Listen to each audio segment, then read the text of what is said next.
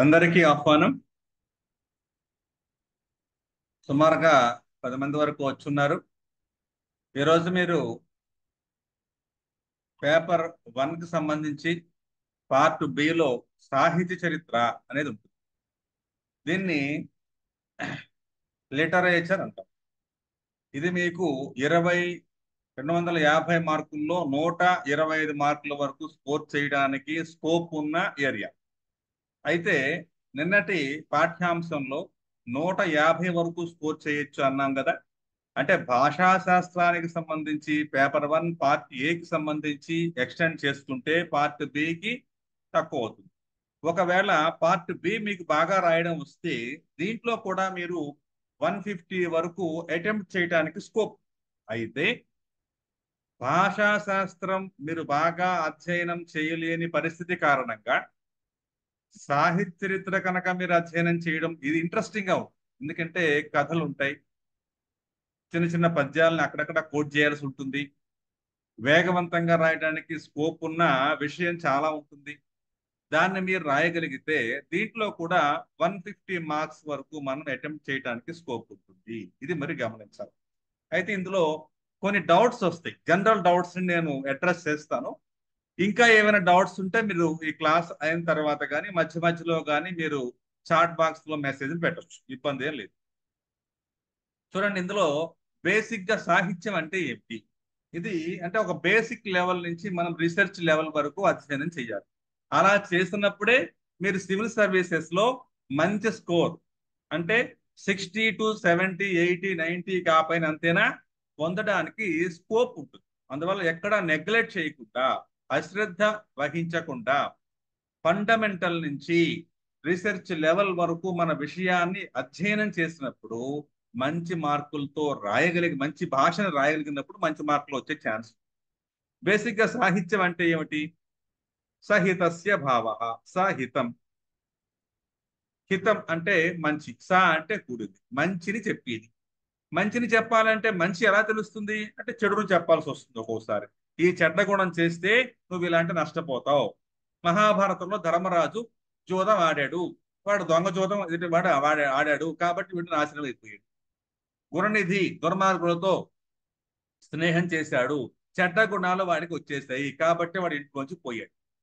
అంటే చెడ్డ వాళ్లతో స్నేహం చెయ్యకూడదు అనే విషయాన్ని గుణనిధి ద్వారా తెలుసుకోవాలి. ధర్మరాజు లాంటి వాడు ధర్మంగా ఆడుతున్నా అవతల వాడు అధర్మంగా ఆడినప్పుడు మనం ఓడిపోయే ఛాన్స్ ఉంది, ప్యాకాట్ లాంటివి ఆడకూడదు అనే విషయం గమనించాలి.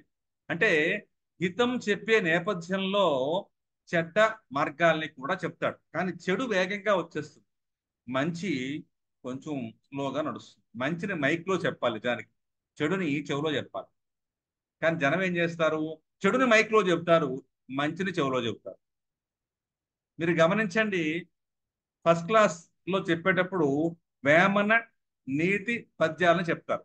చిన్నప్పుడే ఈ నీతి పద్యాలను చెప్పడం ద్వారా ఇది చెయ్యాలి, ఇది చెయ్యకూడదు అనే విషయం మనకి తెలియకుండానే బైహార్ట్ చేసేస్తూ ఉంటాం. అందువల్ల సాహిత్యం మాతృభాషలో మనకి తెలియకుండానే వచ్చేస్తూ ఉంటుంది. భాష వేరు సాహిత్యం వేరు కాదు. సాహిత్యంలో భాష ఉంటుంది, భాషలో సాహిత్యం ఉండకపోవచ్చేమో కానీ సాహిత్యంలో ఖచ్చితంగా భాష ఉంటుంది. అంటే మాట్లాడినంతా సాహిత్యం కాదు, దానికి ఒక స్ట్రక్చర్ ఉంటుంది. ఇక పద్యాల్లో ఏముంటుందండి? పద్యాల్లో మీరు సంక్షిప్తమైన డేటా, ఉదాహరణకి మీరు చాలా మేటర్ని చెప్తూ ఉంటే ఒక షార్ట్ హ్యాండ్ వాడు ఏం చేస్తాడు, దాన్ని షార్ట్ హ్యాండ్ స్క్రిప్ట్ లో రాసిస్తాడు. మీరు ఏ పదాన్ని వాడాడో ఆ పదాన్ని ఆ పదంగానే మళ్ళీ రీరేట్ చేస్తాడు. అలా పద్యంలో ఆ డేటాని డంప్ చేసి దాన్ని ఒక నియమాలతో దాన్ని దగ్గరగా తీసుకొస్తాడు, దాన్ని నేర్పుగా కూరుస్తాడు. అలా కూర్చడానికి అవసరమైనది ఛందస్సు. ఈ ఛందస్సు అంటే ఏమిటి? ఛందస్సు అంటే ఏమిటండి?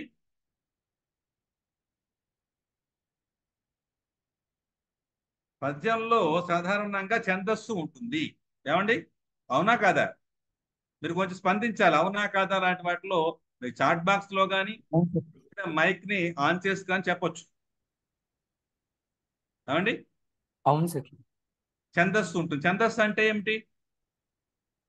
ఛందస్ అంటే అదే సార్ మనం పద్యం రాస్తున్నప్పుడు ఫాలో అవ్వాల్సిన నియమ నిబంధనలు సార్. ఉమ్. ఛందస్సు అంటే పద్య లక్షణ శాస్త్రం. పద్య లక్షణాలు ఇలా ఉండాలి అని చెప్పి అది ఛందస్సు. ఛందస్సు అనే పదం చెది అనేటువంటి రూట్ వర్డ్ నుంచి వచ్చింది. చెది అంటే ఆహ్లాదం అని అర్థం. చెది అంటే ఏమిటి? ఆహ్లాదం. పద్యాన్ని చదివినప్పుడు మీకు దాన్ని దానికి ఉన్న స్టైల్లో చదివినట్లయితే మీకు అది అందంగా వినిపిస్తుంది. అమ్మాయి అందంగా నడవాలి. అమ్మాయి అమ్మాయిలా నడవాలి. నడిస్తే ఆ అందం కనిపిస్తుంది. అమ్మాయి అబ్బాయి నడిచింది అనుకోండి, ఇలా టక టక టక అని, ఏంటి ఆ అమ్మాయి మగర నడుస్తుంది అంటారు.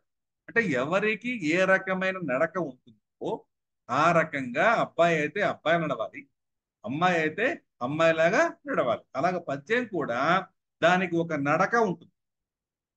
ఉప్పు కప్పురం ఉప్పు కప్పురంబు ఉప్పు కప్పురంబు ఒక్క పోలికన్ పుండు చూడ చూడ రుచులు జాడవేరు. చూసారా? చూడ చూడ రుచులు అంటే చూ దగ్గర దీర్ఘం ఉంది. అలా మనం చెప్పినప్పుడు ఆ గ్యాప్, ఆ పాజ్ వల్ల వినేవాడికి ఆ విషయం అర్థమవుతుంది, ఆ పద్యంలో ఉన్న గానం అర్థం. మనం ఇంగ్లీష్ సాంగ్స్ ఉంటాయి, దాన్ని వినండి, ఒక్క మొక్క అర్థం కాదు. పాత పాటలు ఉన్నాయి, వాటిని వినండి, ప్రతి పాట అర్థం అవుతుంది. ఆ సంగీతం డామినేషన్ ఉండదు, ఆ మెలోడియస్ లో దాని సహకారంగా ఉంటుంది. ఈ రాక్ మ్యూజిక్ ఎప్పుడైతే వచ్చిందో సాహిత్యం పైకి వెళ్ళిపోయింది. అందువల్ల పద్యం యొక్క ప్రయోజనం ఏమిటి అంటే ఆనందాన్ని ఇవ్వటం, సంక్షిప్తాన్ని చెయ్యటం, చాలా డేటాని నీకు ఎలా కావాలో అలా తీసుకోలాగా దాన్ని ఏర్పాటు చేస్తాడు. దాంట్లో లక్షణబద్ధంగా కూర్చుతాడు. తేటగీతి గాని, ఆటవిరది గాని, ఉత్పలమాల గాని, చంపకమాల గాని, ఇవన్నీ ఏం చేసేయి, చాలా రకాల అనుభవాల్ని పద్యాల్లో నిక్షిప్తం చేశారు. ఇక మీకు పద్యం చదవాలా వద్దా అంటే కనీసం మీరు కొన్ని పద్యాలు నేర్చుకోవాలి. చాలా పద్యాలు వద్దండి అంటారు. వద్దంటే కుదరదు. ఎందుకు అంటున్నానంటే ఈ మాట, అన్ని పద్యాలు నేర్చుకోమని అంటలా. సాహిత్య చరిత్రని చదివే విద్యార్థులుగా ఒక పద్యం, నన్నయ్య గురించి ఒక పద్యం చెప్పండి అంటే, నన్నయ్య వాడవడండి, అన్నయ్య లాంటి వాడా అనకండి. ఒక పద్యం సరదాగా మీకు నచ్చిన ఏదో ఒక సందర్భం ఉంటుంది, దాంట్లో ఒక చిన్న పద్యం, ఉప్పు కప్పురం పద్యం లాంటిదో, తేటగీతో ఆటలో తీసుకోండి, అదినే నేర్చండి. అలా మీరు ప్రసిద్ధమైన కవుల గురించి కనీసం ఒక కవి గురించి ఒకటి లెక్క తీసుకున్నా 10-15 పద్యాలను మీరు దాని భావాల్ని, దాని సందర్భాల్ని తెలుసుకోగలిగితే మీరు ఎక్సలెంట్. మీరు ఎక్కడ ఏ రకంగా అడిగినా, ఒకవేళ కర్మకాలి ఇంటర్వ్యూలో ఏ తెలుగువాడో లేకపోతే ఏ సాహిత్యవేత్తో పడ్డారనుకోండి, వాడికి రాకపోవచ్చు, కానీ మీకు వచ్చింది కూడా చెప్పొచ్చు. ఒక్కోసారి అడగొచ్చు, మీకు వచ్చిన పద్యం చెప్పండి నన్నయ్య గారి గురించి అని అనుకోండి. లేకపోతే మొట్టమొదట తెలుగు కవి ఎవడు అని అడిగారు అనుకోండి, అబ్బాయి మాకెవడు తెలుగు కవి మొట్టమొదటి ఎవడు లేడని చెప్పి కూడదు మనం. ఏమండి? అందువల్ల ఇలాంటి స్కోప్ ఉన్నప్పుడు, అడిగే అవకాశం ఉన్నప్పుడు, కనీసం ఒక్కొక్క కవి గురించి ఒక్కొక్క పద్యం లెక్కేసుకున్న మనకి 10 నుంచి 20 పద్యాలు వస్తాయి. అయితే ఈ పద్యాలు ప్రత్యేకంగా నేర్చమని చెప్పడంలా, మీకు పేపర్ 2 ఇంకోటి ఉంటుంది, టెక్స్ట్ బుక్స్, తర్వాత పాఠంలో చెప్తాం. ఈ టెక్స్ట్ బుక్ లో మీకు 15 టెక్స్టులు ఉంటాయి. ఈ 15 టెక్స్టుల్లో 8 టెక్స్టులు కంప్లీట్ గా పద్యాలే ఉంటాయి. 2 టెక్స్టులు ఏమో, 3 టెక్స్టులు సుమారుగా ఇది కవితలు ఉంటాయి. ఇందులో 2 ఆధునిక పద్యాలు ఉంటాయి, 6 క్లాసికల్ ఉంటాయి, మిగతా 4 మీకు వ్యాఖ్యానానికి ఇవ్వకుండా ఉంది. అందువల్ల మీకు ఈ 8 లేదా ఈ 11 పద్యాలు, 11 కవితలు పద్యాలలోంచి ఒక్కొక్క కవి గురించి ఒక్కొక్కటి నేర్చుకున్నా మీకు 10 నుంచి 20 వచ్చే అవకాశం ఉంది. సరదాగా నేర్చుకోండి, ఓ బట్టి పెట్టేసి దాని గురించి ఏమి విపరీతంగా మీరేమి అయిపోకర్లా. ప్రసిద్ధమైనవి కొన్ని మీకు వ్యాఖ్యానంలో చెప్తాను. అవి ప్రసిద్ధమైనవి, ఇక్కడ కథ మలుపు తిరుగుతోంది, ఇక్కడ కొత్తగా ఉంది, ఇందులో కళా సౌందర్యం ఉంది, కవి చమత్కారం ఉంది, ఇలాంటివి ఉంటాయి కొన్నిటిని. వాటిని మీకు కోట్ చేస్తాను, అలాంటివి నేర్చుకోండి సరదాగా. అదేదో పద్యాలు ఇచ్చేస్తారు, పద్యాలు మనం రాసియాలనుకోకండి, పద్యాల పరీక్ష చేద్దాం ఇవన్నీ అక్కడ రాసేద్దాం అనుకోకండి. పద్యాలు మనం రాయడం మొదలు పెడితే టైం చాలదు. పద్యమే రాయాలి మీరు అనుకుంటే, ఉదాహరణకు ఉప్పు కప్పురం పద్యం అనుకో రాయాలనుకోండి, ఉప్పు కప్పురంబో డాష్ డాష్ వేమ వినుర వేమ అంతే. దాన్ని పద్యాన్ని కోట్ చేయడం అంటాం. అలా చేయొచ్చు కావాలంటే, ఎందుకంటే మీకు పద్యం వచ్చు కానీ సమయం చాలలేదు. ఈ పద్యంలో ఉన్న సారాంశాన్ని సంక్షిప్తంగా చెప్పొచ్చు. అలాంటి చోట ఈ పద్యం ఎఫెక్టివ్ గా ఉంది, ఇందులో కొన్ని విషయాల్ని మనం అధ్యయనం చేసాము అని చెప్పడానికి అలాంటి వాటిని కోట్ చేయడం వల్ల కూడా మార్క్స్ పెరుగుతాయి.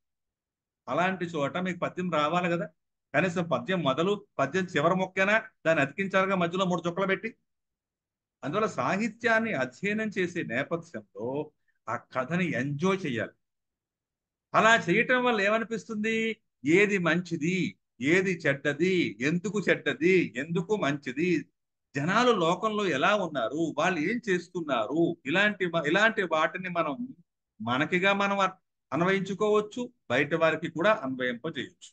అయితే మొత్తం ఎన్ని మార్కులు దీంట్లో సాధించవచ్చు, ఎలా చదవాలి, ఇది రిఫరెన్స్ బుక్స్ ఎన్ని ఉన్నాయి, ఏవి చదవాలి, ఇలాంటి వాటిలో చాలా మంది చాలా రకాలుగా కన్ఫ్యూజన్ అయిపోయి ఏం చేయాలో తెలియక ఈ సబ్జెక్టులే మార్చేసుకున్న వాళ్ళు చాలా మంది ఉన్నారు.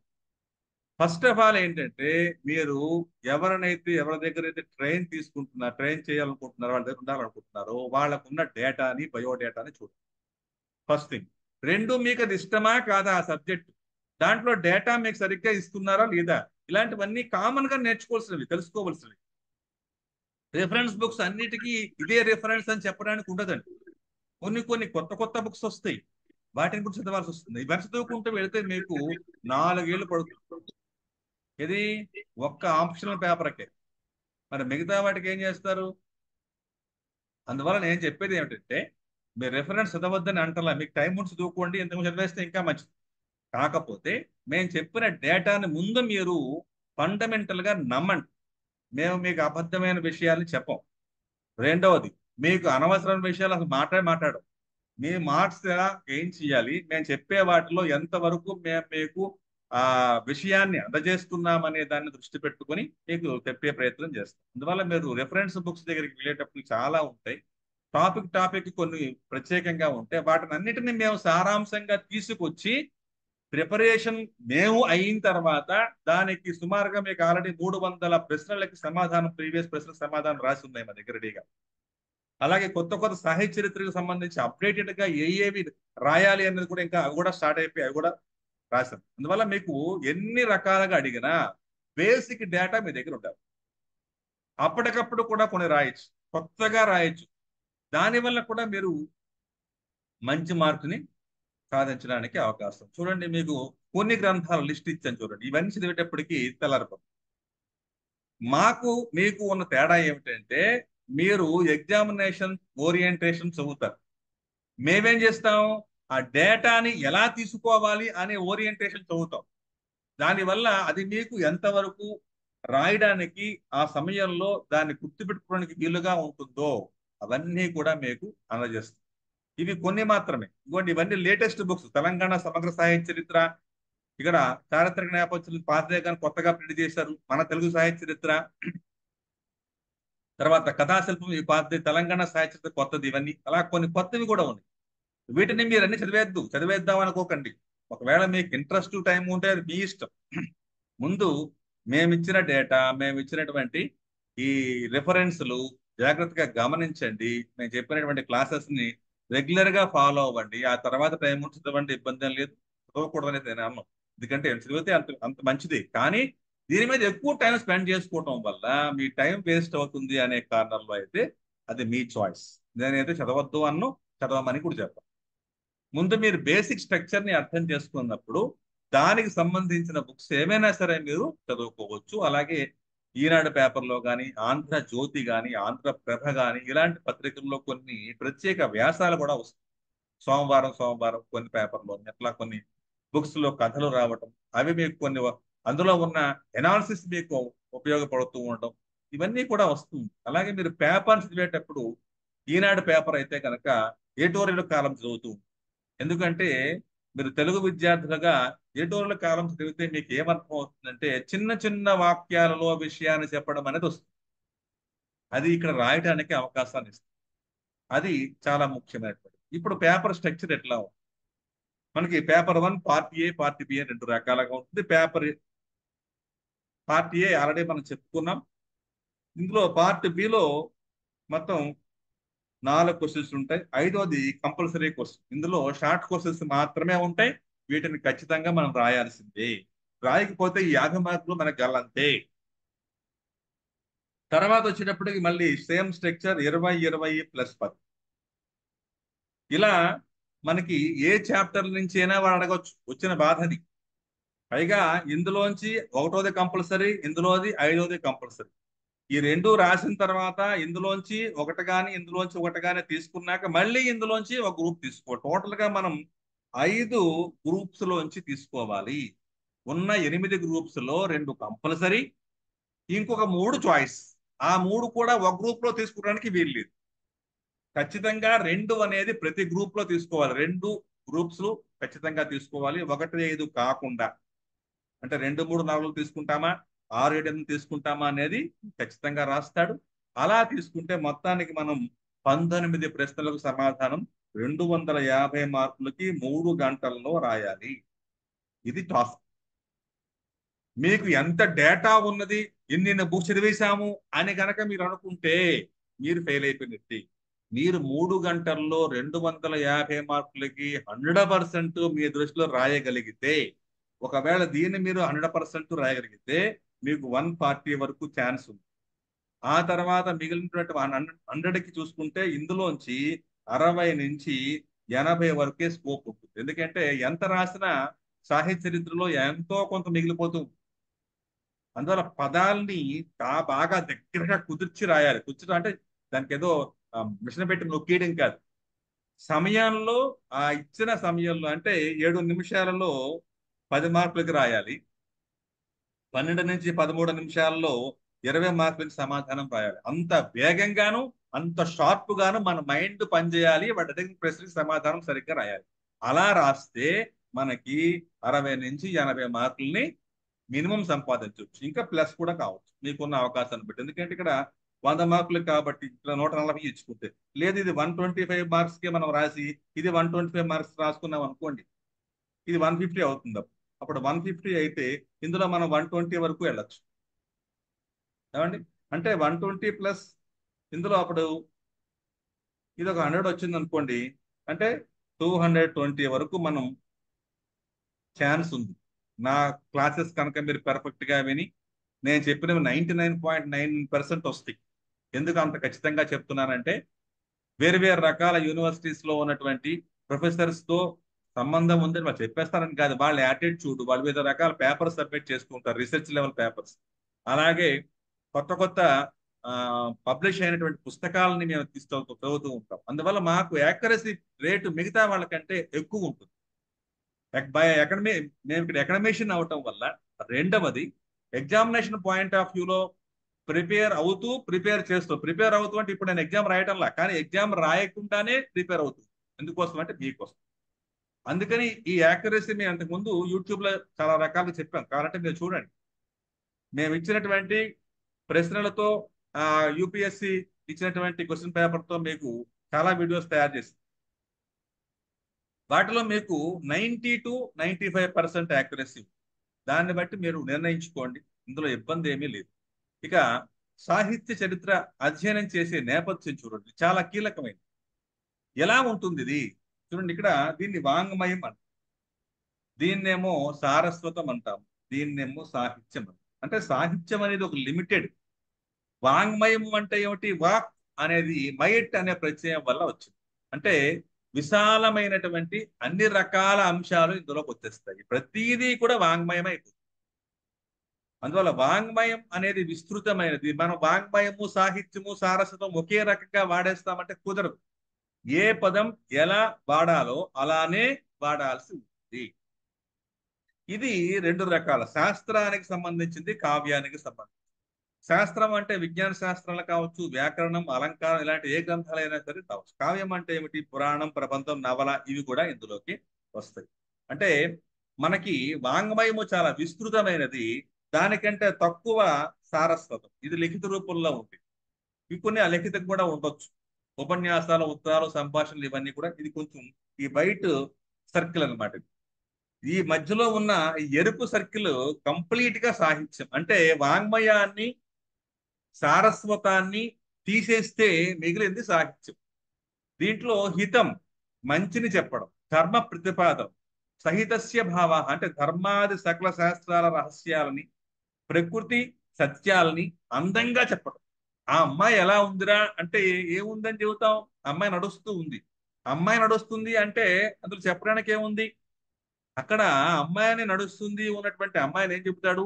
ఇక్కడ రోడ్డు మీద నెమలు నడుస్తున్నాయరా అంటాం. అక్కడ నెమలు ఏం లేవు. కానీ అమ్మాయి నెమలి లాగా నడుస్తుంది. ఇలా చెప్పడం. ఇలా అంటే కామెంట్ కూడా కాంప్లిమెంట్ గా చెప్పాలి. చెప్పే విధానంలో ఆ రకమైన సౌందర్యాన్ని మనం నింపాలి.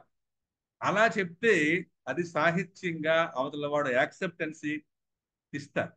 అంతేగాని మనం కామెంట్ చేసాం అనుకోండి, చూడండి గౌడగేద నడుస్తుంది అన్నా అనుకోండి, వాళ్ళు వచ్చి తొంతారు.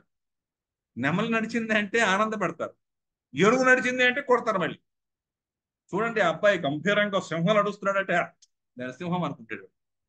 అందుకని చెప్పే విధానాన్ని అలవాటు చేయించడానికి సాహిత్యం సహకారిగా ఉంటుంది.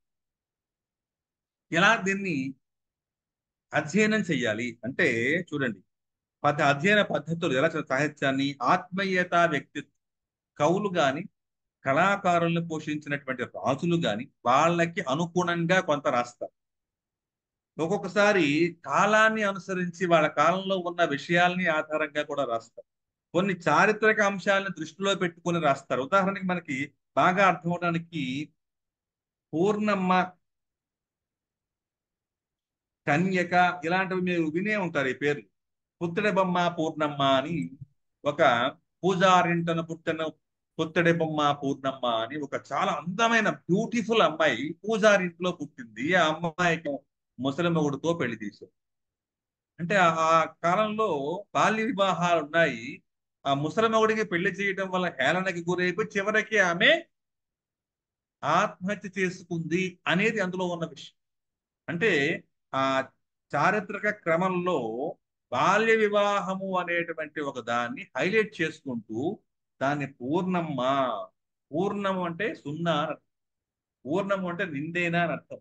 పూర్ణము అంటే నిక్కచ్చైనా అని అర్థం. ఇన్ని రకాల అర్థాలను దాంట్లో నిక్షిప్తం చేసి నాటి చారిత్రక సంఘటన తీసుకొచ్చి దాన్ని రాసి రెండు తులనాత్మక అధ్యయనం.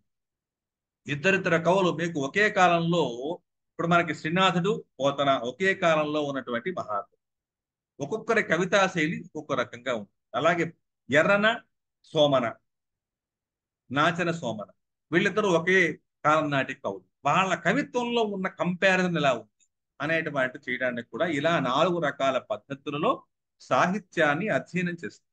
అయితే అధ్యయనం చేసడానికి మన కారణాలు ఏమైనా ఆధారాలు రెఫరెన్సెస్ ఏమైనా ఉండాలి కదా.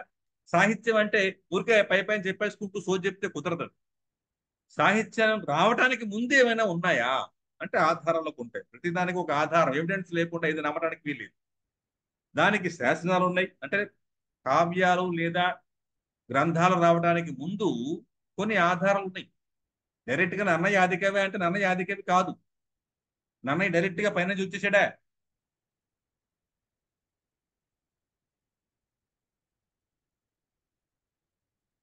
మీకు పీపీటీ ఇవ్వడం వల్ల పెద్ద ప్రయోజనం లేదు. పీపీటీ అడుగుతున్నారు, ఇద్దాం, ఇబ్బంది లేదు. కాకపోతే అది మీకు యూట్యూబ్ లో ఫ్రీగా ఇస్తాము, దాన్ని మళ్ళీ మళ్ళీ చూసుకోవచ్చు, ఇబ్బంది ఏమి ఉండదండి. తర్వాత ఈ కావ్యావతారకులు. ఒక కావ్యం పుట్టడానికి ఆ కవి తన గురించి తన కావ్యం గురించి చెప్తాడు. నన్నయ్య ఆంధ్ర మహాభారత రచన చేయాలనుకోలే. రాజనరేంద్రుడు దాన్ని చదివాడు, సంస్కృతంలో ఉన్నటువంటి మహాభారతం. అది తెలుగు వారికి అందజేయాలనుకున్నాడు. ఎందుకు అందజేయాలనుకున్నాడు? అది తన వంశం వాళ్ళ యొక్క జీవిత చరిత్రయ్యా, అందులో నేర్చుకోవాల్సింది చాలా ఉంది, తన వంశం గొప్ప అని ప్రతివాడికి ఉంటుంది, మా వంశం గొప్ప అనే ఫీల్. అది తెలుగు ప్రజలకి అందజేయాలనుకున్నాడు. ఆ నేపథ్యంతో ఆయన రాయమని అడిగాడు, ఆయన రాశాడు. ఇక ఆశ్వాసాంత గద్యలు. ఆ రాసిన వాడి డేటా, ఆ ఆశ్వాసం అంటే ఒక పార్ట్ అని అర్థం చేసుకోండి. ఆశ్వాసం అంటే ఒక పార్ట్, విభాగం చేయడానికి ఒక్కొక్కటి ఒక్కొక్క రకంగా చెప్తాడు. భారతంలో ఆశ్వాసం అంటాడు, రామాయణంలో కాండలు అంటాడు, భగవద్గీతలో ఆ దాన్ని ఏమంటారు? స్కందం,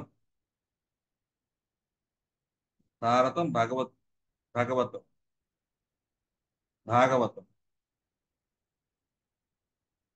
భాగవతంలో స్కందం అంట, భగవద్గీతలో అధ్యాయాలు అంట, రామాయణంలోనూ కాండలు కాండలు అన్న పార్ట్ అని అర్థం. దానికి పేరు అలా పెట్టుకున్నాడు అంతే.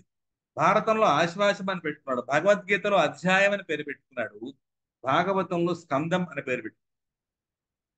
అన్నిటికీ చిన్న చిన్న అర్థాల్లో మళ్ళీ ఆశ్వాసం అన్న, స్కందము అంటే చెరుకు గుణుపు అంటాడు, కాండము అంటే ముక్క అంటాడు. ఏదైనా కానీ దానికి పార్ట్ అని జనరల్ మీనింగ్. అందువల్ల దీంట్లో ఏం చెప్తాడు? ఆ కవి గురించిన డేటాని, నేను ఇలా నన్నయ్య అనేటువంటి వాడిని, నాకు ఇలాంటి బిరుదులు ఉన్నాయి, నేను ఇంత గొప్పవాడిని, తన గురించి ఒకటి రెండు మాటలు మరి ఎక్కువ చెప్పుకోడు, ఒకటి రెండు మాటలు చెప్పుకుంటాడు. తర్వాత లక్షణ గ్రంథాలు.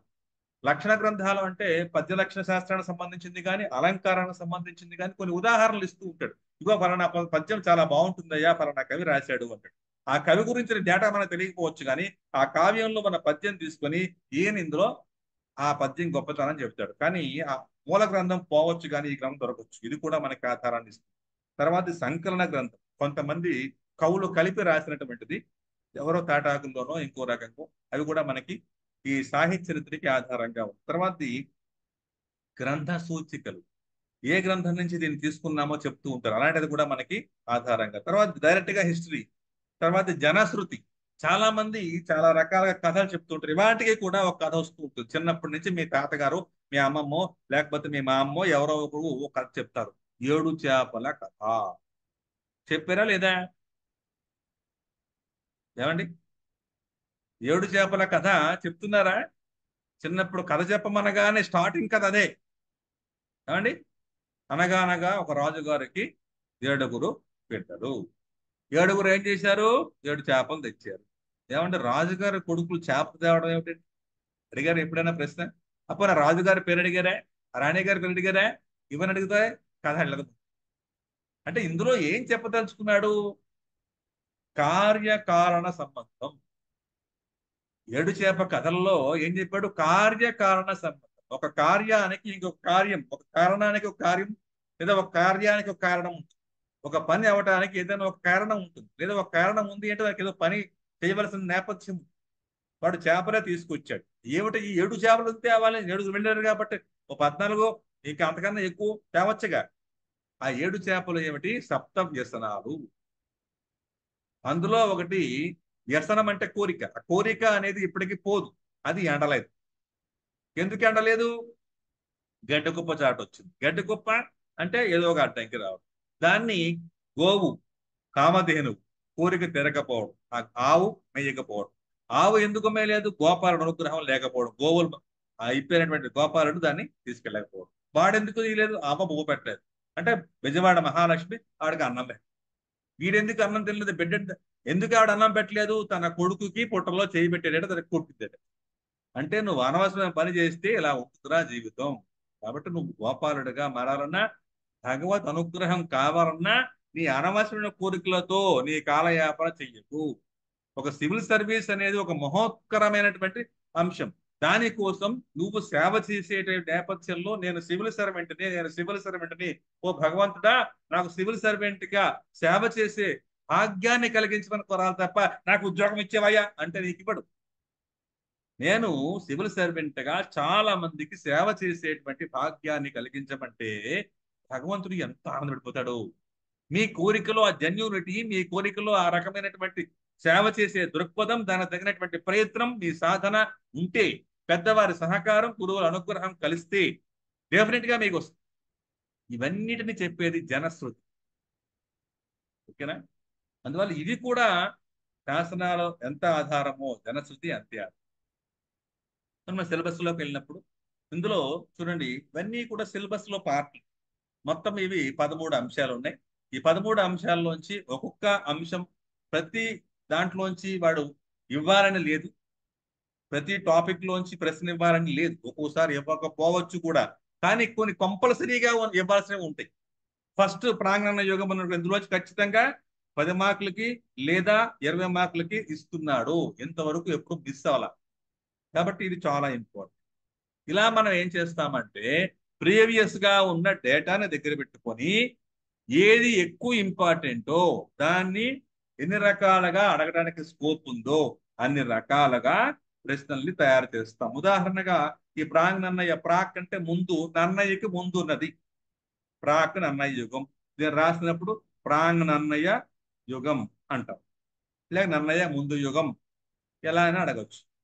దీంట్లో ఏమేమి ఉన్నాయి, అలాంటి వాటిని ఎన్ని రకాల ప్రశ్నలు అడగవచ్చు, ఒకే ప్రశ్నను తిప్పి తిప్పి ఎలా అడుగుతున్నాడు, ఇవన్నీ కూడా మనం చూస్తాం. అలా ఒక్కొక్క డేటా నన్నయ్య తర్వాత ఎలాగా, తర్వాత వాళ్ళు ఎవరు వచ్చారు, ఈ డేటా అంతా మనకి ఇలా వస్తుంది. యుగ విభజన నేపథ్యంలో మనం అధ్యయనం చేస్తాం ప్రాక్ నన్నయ్య యుగం.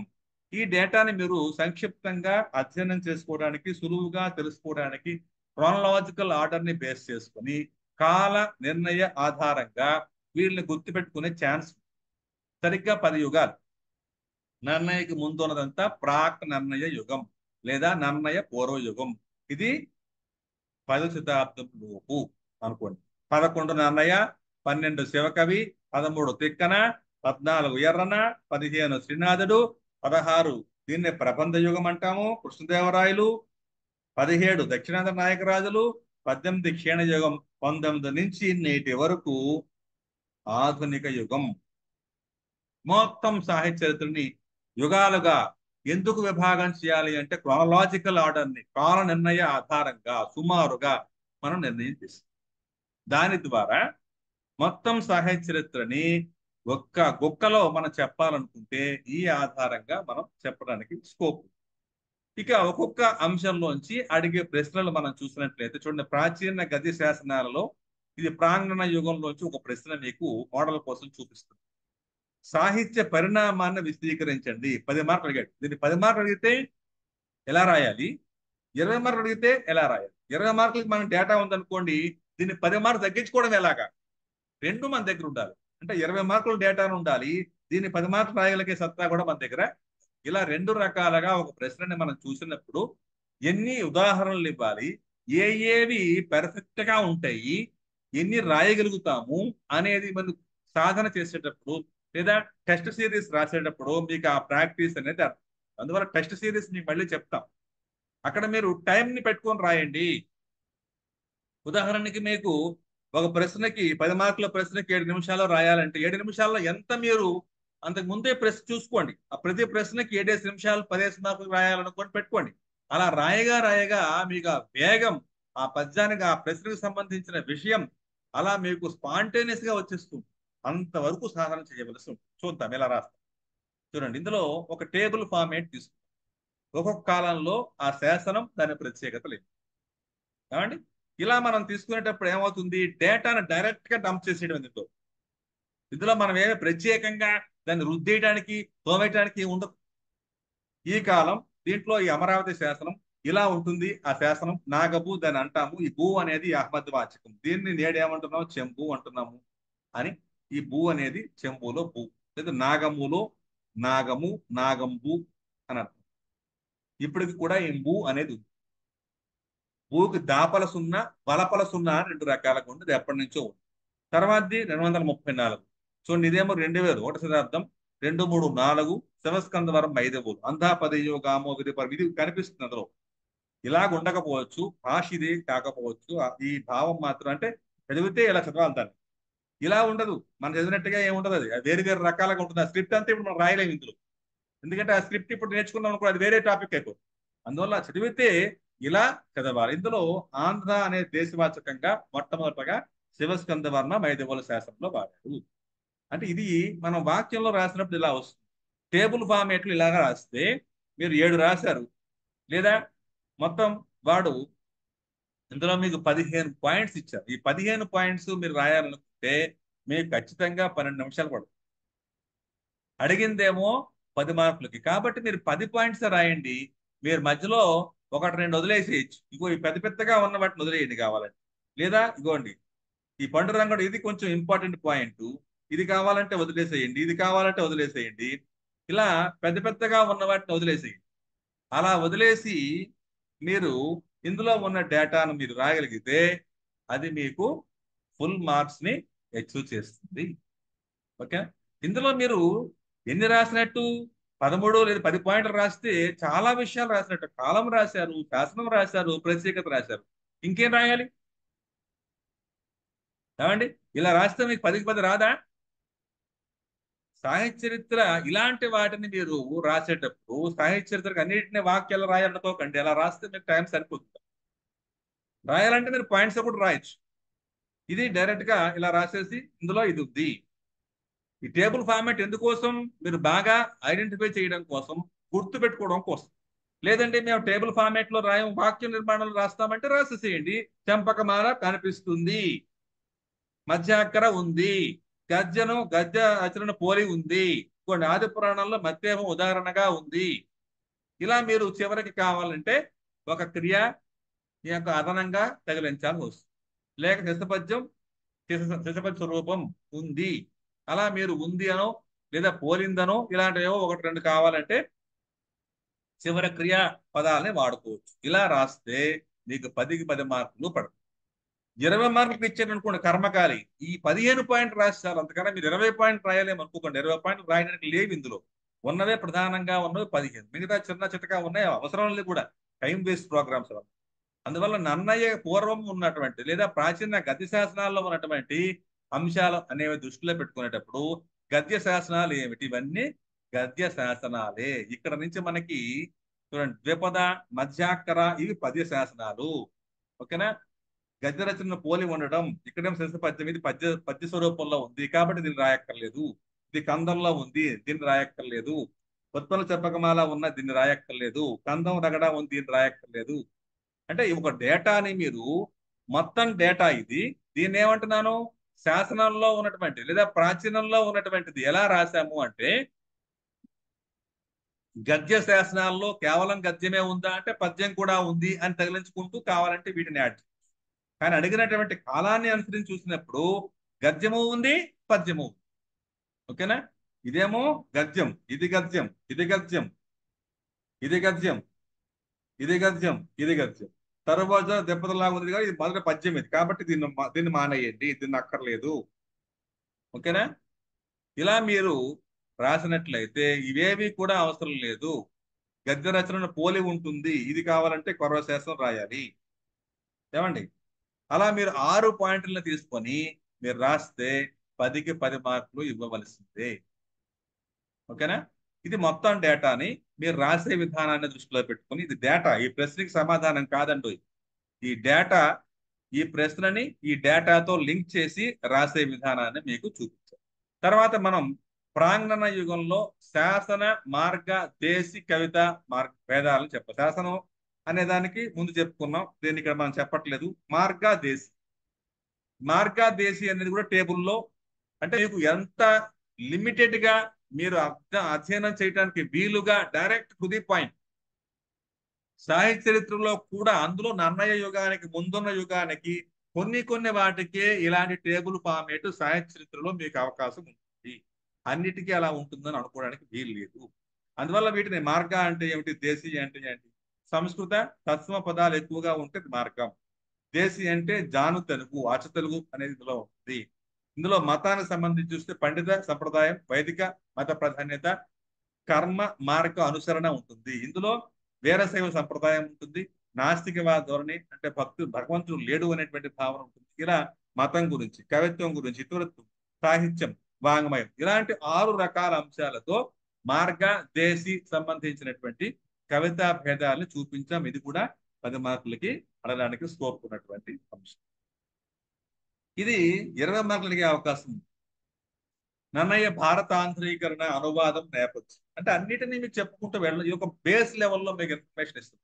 అంటే నన్నయ్య భారతానువాదం, ఆయన అనువాదం చేస్తామన్నాడు, ఆయన కవితా లక్షణాలు చెప్పుకున్నాడు కాబట్టి భారత అనువాదంలో కవితా లక్షణాలు చాలా ముఖ్యమైనటువంటివి. దాన్ని దృష్టిలో పెట్టుకుని అనువాదం చేశాడు. దాంట్లో కొన్ని సంక్షిప్తం, కొన్ని విస్తరణ, కొన్ని కుదింపు, ఇలా మళ్ళీ ఉంటాయి డేటా. ఇవన్నీ కూడా ఆయన అనువాదంలో తీసుకురాగలిగాడు.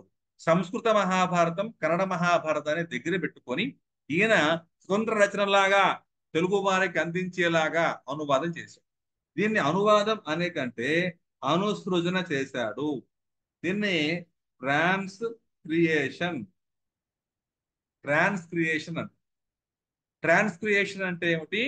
క్రియేషన్ ప్లస్ ట్రాన్స్ అంటే కొంత పైనుంచి తీసుకున్నాడు, కొంత దీన్ని కొత్తగా చెప్పాడు.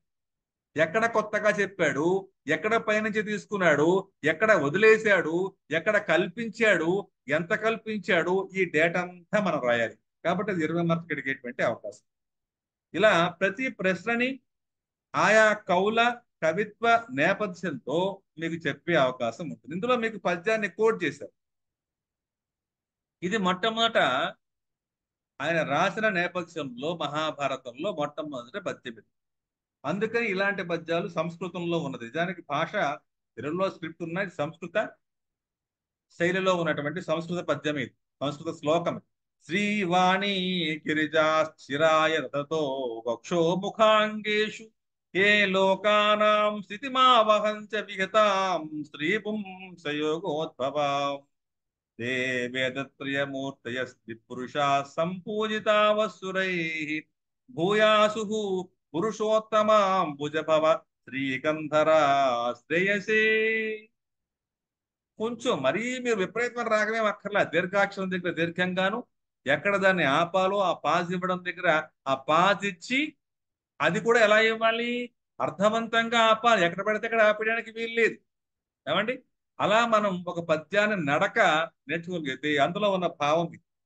వీళ్ళందరూ కూడా ముగ్గురు అమ్మలు, వాళ్ళకు ఉన్నటువంటి భర్తలు అందరూ కూడా మనకి శ్రేయస్సునివ్వాలి అని కోరుకున్నాడట. ఆ శ్రేయస్సు కోసమే, అంటే హితం అన్నాం కదా, హితం అంటే మంచి. మంచి అంటే ఏమిటి?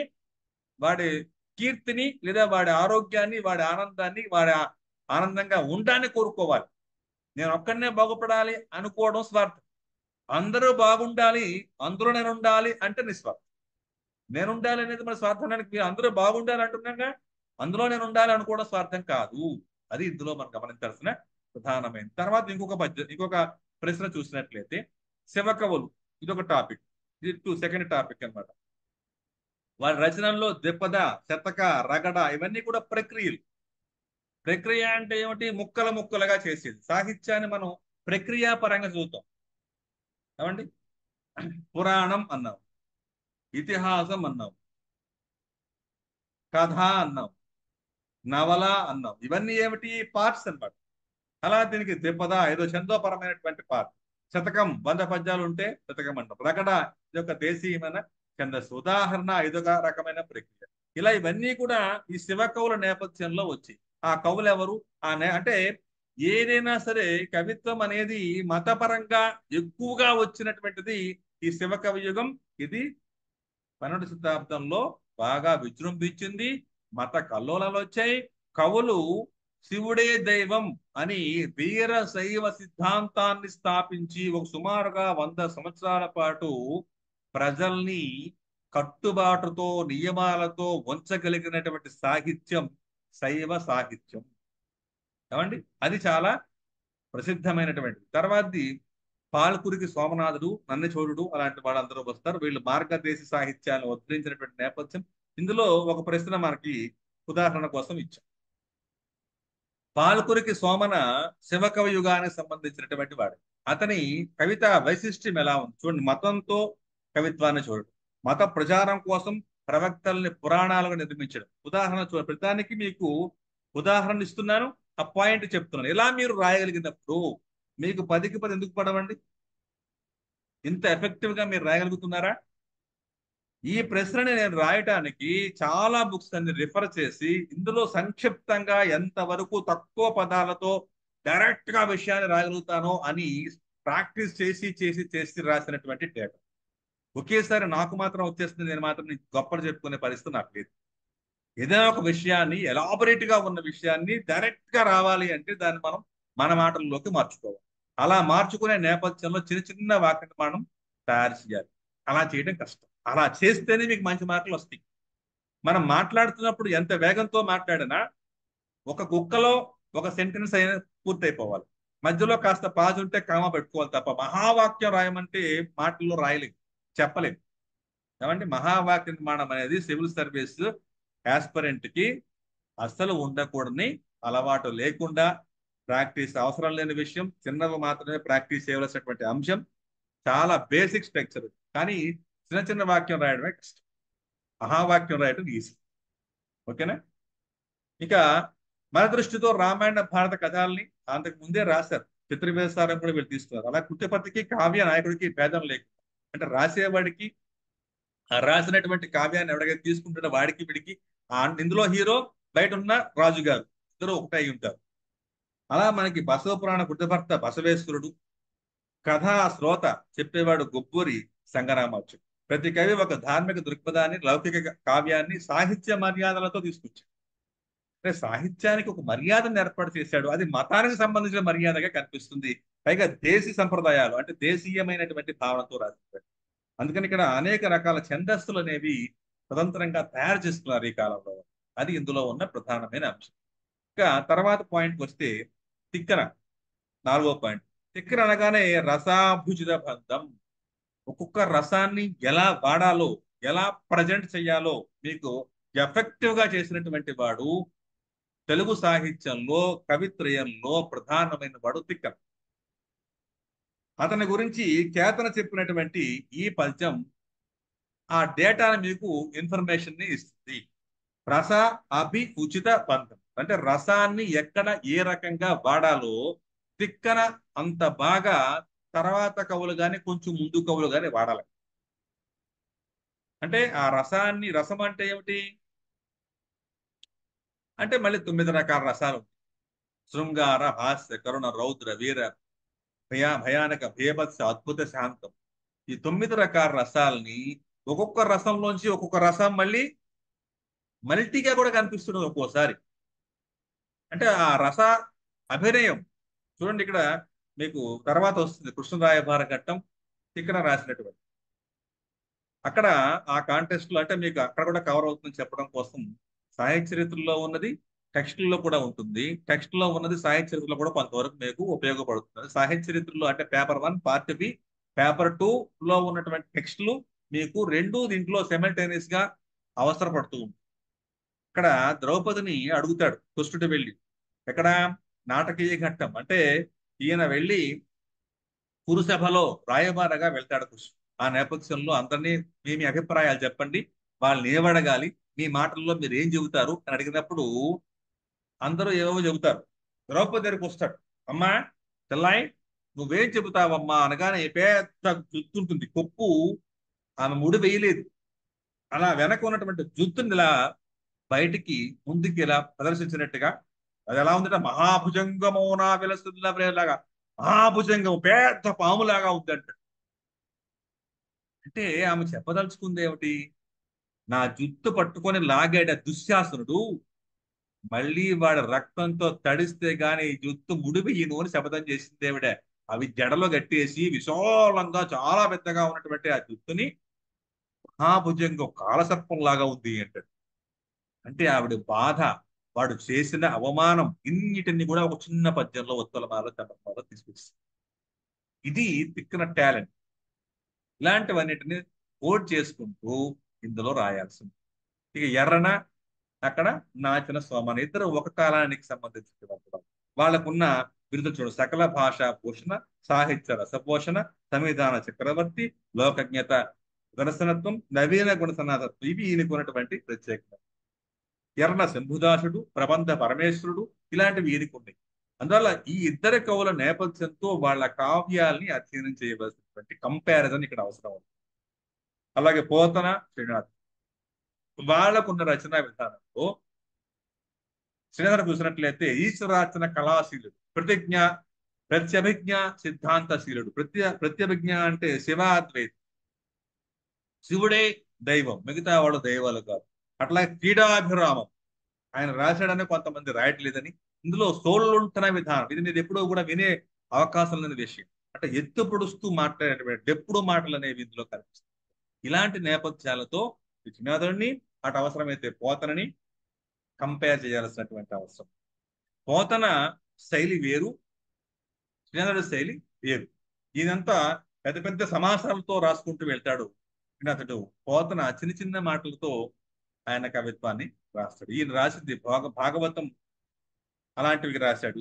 ఈయనేమో హేమఖండం, కాశీఖండం, శృంగార నైషధం ఇట్లాంటివి ఈయన రాసుకుంటూ పోయి ఇదంతా గంభీరమైనటువంటి అనువాద శైలి అయితే పోతనది సహజ శైలి, కాబట్టి ఆయన సహజ కవి అన్నారు. ఇలా మనం కంపారిజన్ అనేది ఇక్కడి నుంచి చేసుకుంటూ వెళ్ళవలసి ఉంది. తర్వాత భక్త కవులు, మీకు అన్నమయ్య, రామదాసు, త్యాగయ్య ఇలాంటి వాళ్ళ డేటాలు ఇందులో మనం చూడవలసి ఉంటుంది. ప్రబంధాల తర్వాత ప్రకృష్టమైన బంధం కలిగినది ప్రబంధం. దీని నేపథ్యంలో కావ్యము ప్రబంధానికి ఉన్న తేడా ఏమిటి, ప్రబంధంలో ఉన్నటువంటి ప్రధాన లక్షణాలు ఏమిటి, కావ్యంలో లేనివి ప్రబంధంలో ఏమున్నాయి, ఈ ప్రబంధ కవులుగా ఉన్నటువంటి అష్టదిగ్గజ కవుల నేపథ్యం ఏమిటి, వాళ్ళు రాసినటువంటి ప్రబంధాలకి ఏ ప్రబంధాలు ఎందుకు గొప్పగా మారినాయి, అన్నిటికీ మనుచిత్రం ఎందుకు ఆదర్శంగా మారింది. అలాగే మీకు కళాపూర్ణోదయం అనేది ఉంది. పెంగిల సూరణ రాసినటువంటి కళాపూర్ణోదయంలో నవలా లక్షణాలు ఎందుకున్నాయి, అందులో మీకు సుగాత్రి శైలంల కథ మీకు టెక్స్ట్ లో కూడా కనిపిస్తుంది. ఏమంటే వీటికి సంబంధించిన విషయాల్ని ఇక్కడ మనం అధ్యయనం చేస్తాం. తర్వాత కాలంలో వచ్చినటువంటి వాళ్ళు అంటే మనకి తల్లికోట యుద్ధం అనేది హిస్టరీలో జరిగింది.